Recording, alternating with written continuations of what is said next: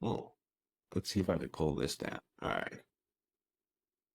All right, so we're taking a look at this right here. First of all, I'm going to let you guys know ahead of time that this cornerback has safety help over the top. All right, I'm gonna just do this quickly. Has safety help over the top. I believe it's off the hash. Nevertheless, you guys, you've got to take every rep seriously, especially when you're playing at this level. All right, take a look at the stance. The stance is not something that I would call on point. He's just simply not ready. Okay, there's no bend in the knees, bent pretty much at the waist. I'm not going to say anything about the mouthpiece being out. There's a lot of guys that do that now.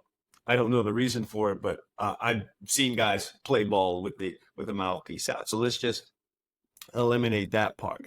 But I'm more interested in the stance of just not being ready. All right. So he's taking a pressure step, as you can see with that right step.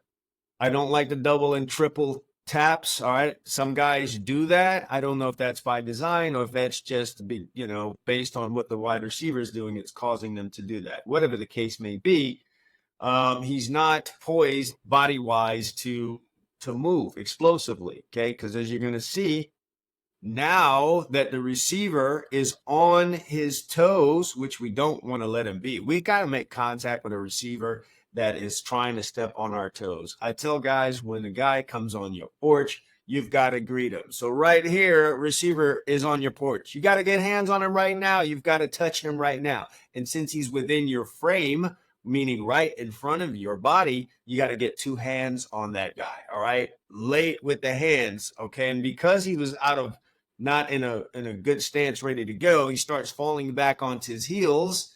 All right. Then the knees kind of got to bend at that point, but they should have been bent already. When you go on your heels, your hands go out. It's a biological reaction.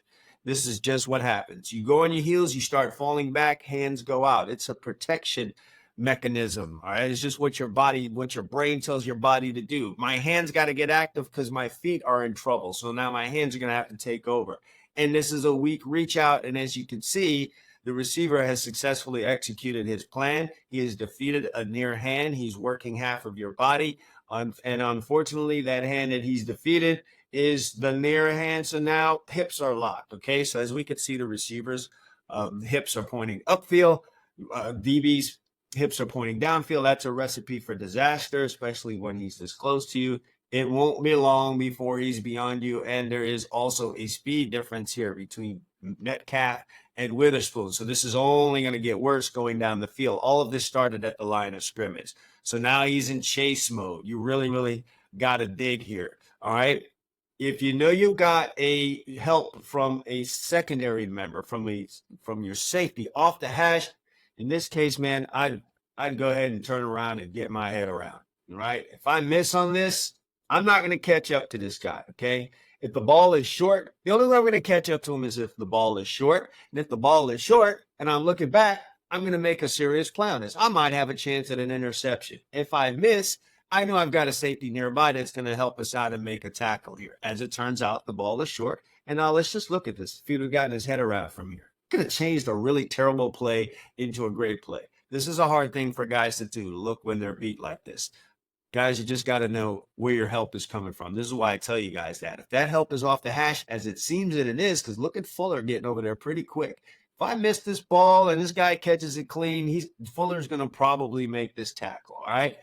If I get my head around early, look what this ball, look where this ball comes in. Everything was terrible, and you had a chance to get yourself an interception, make a play right here. Okay. I don't like what he did at the line of scrimmage.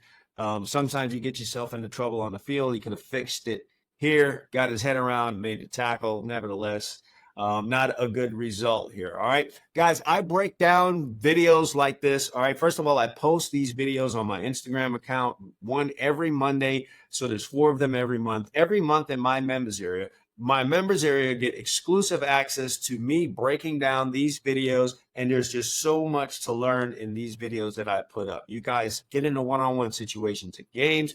You get into one-on-one situations at camps. This is very much a part of your life as a football player, and the value of the information I'm giving you in that members area just on these breakdowns. I do a whole bunch of other things in the members area. I break down coverages.